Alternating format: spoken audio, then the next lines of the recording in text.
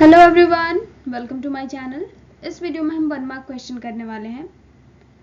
Chapter का नाम है हमारा work of sea waves and coastal landforms, geomorphology semester number first, geography honours. जितने भी चैप्टर्स हैं हमारे अकॉर्डिंग टू सिलेबस जियोमॉर्फोलॉजी में, वो सारे हमारे कंप्लीट हो चुके हैं। आप एक बार प्लेलिस्ट चेक कर लेना, वहाँ पे आपको सारी चीज़ें मिल जाएंगे। और 1 मार्क क्वेश्चन की बात करें तो वो भी हमारे सारे कंप्लीट हो चुके हैं। सिर्फ ये चैप्टर हमारा बचा था जो कि आज कंप्लीट हो जाएगा, एंड देन जियोमॉर्फोलॉजी का 1 मार्क क्वेश्चन हम कंप्लीट कर चुके होंगे। इसके बाद जो हमारा क्वेश्चन स्टार्ट होने वाला है वो ह्यूमन ज्योग्राफी का है। ह्यूमन ज्योग्राफी के लिए बहुत सारे बच्चों ने कहा है उसके क्वेश्चन के लिए, तो कल से हम ह्यूमन ज्योग्राफी ही स्टार्ट करने वाले हैं। ठीक है, तो चलिए स्टार्ट करते हैं। इसके क्वेश्चन हम पहले देख लेते हैं। क्वेश्चन नंबर फर्स्ट है हमारे पास, the topography formed by the erosion of sea water is. यहाँ पे हमसे पूछ रहा है कि सी वाटर या फिर सी वेव के थ्रू जो इरोजन होता है उसके बेसिस पे अगर हम बात करें तो कौन सी टोपोग्राफी फॉर्म्ड होती है। सारे बच्चे जितने भी हैं आप एक बार पहले चैप्टर पढ़ लेना, उसके बाद आंसर देना, क्योंकि अगर आपका चैप्टर कंप्लीट हो जाएगा तो आपको पता चलेगा, आपको ये चीज़ पता रहेगा पहले से ही कि कौन सा इसमें से जो टोपोग्राफी है, कौन सा लैंडफॉर्म जो है वो इरोजन के प्रोसेस के थ्रू बन रहा है और कौन सा जो इसमें से टोपोग्राफी है वो डिपोजिशन के थ्रू बन रहा है। ठीक है, जितने भी चैप्टर्स हैं हमारे इरोजन वाले ना, सब में दो चीज़ें इंपॉर्टेंट है, दो मेन टॉपिक है, एक है डिपोजिशन का, एक है इरोजन का। तो आपको ध्यान रखना है कि कौन सा टोपोग्राफी इरोजन में आ रहा है और कौन सा डिपोजिशन में आ रहा है। ठीक है, तो इसमें से आंसर क्या होगा? इसमें से आंसर होगा ऑप्शन नंबर डी, क्लिफ का। Lagoon, beaches and mud flats, ये जो तीनों है हमारे वो डिपोजिशन के थ्रू बनते हैं, डिपोजिशन ऑफ सी वाटर के थ्रू। एंड जो क्लिफ है हमारा वो बनता है इरोजन के थ्रू। ठीक है, कोस्टल एरियाज में।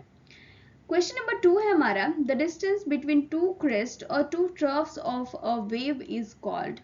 टू जो हमारे क्रेस्ट होते हैं वेव के, ऐसे होता है ना वेव हमारा, ठीक है, तो ये हमारे टू क्रेस्ट हैं, क्रेस्ट्स, या फिर ये हमारा एक ट्रफ हो गया, उसके बाद ये हमारा ट्रफ हो गया। तो पूछा जा रहा है कि इनके बीच का जो डिस्टेंस है, ये एक क्रेस्ट हो गया, ये एक क्रेस्ट हो गया, तो इनके बीच का जो डिस्टेंस है उसको हम क्या कहते हैं? Option number A, width of wave, option B wave length, option C heat wave, option D all of this. तो इसका आंसर क्या होगा? इसका आंसर होगा option number B, wave length. ठीक है, क्वेश्चन नंबर 3 हमारे पास क्या है, the topography formed by the deposition of sea water and waves.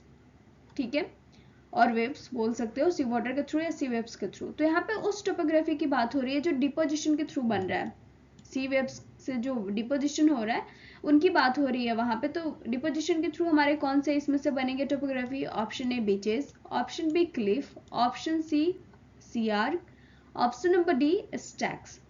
तो इसका आंसर क्या होगा? इसका आंसर होगा ऑप्शन नंबर ए, बीचेस। ठीक है, ये हमारे डिपोजिशन के थ्रू बनते हैं। बाकी जो आपको ये तीन दिख रहे हैं वो हमारे इरोजन के थ्रू बनते हैं, इरोजन प्रोसेस के through, erosion of sea water के थ्रू। ओके, तो यहाँ तक हमारा कंप्लीट हो गया। अब हम आगे बढ़ेंगे। क्वेश्चन नंबर 5 है हमारे पास, offshore bar is formed by. जो ऑफशोर बार होता है, अब ऑफशोर बार क्या होता है हम यहाँ नहीं पढ़ने वाले हैं। ठीक है, मैं यहाँ पे नहीं बताने वाली हूँ कि क्या होता है नहीं होता है, आपको पहले पढ़ लेना, उसके बाद आपको अटेम्प्ट करना है। ठीक है, तो ऑफशोर बार हमारे कहाँ पे बनते हैं? Option A near the coast, option B away from the coast, option number C on the land, and option number D none of them.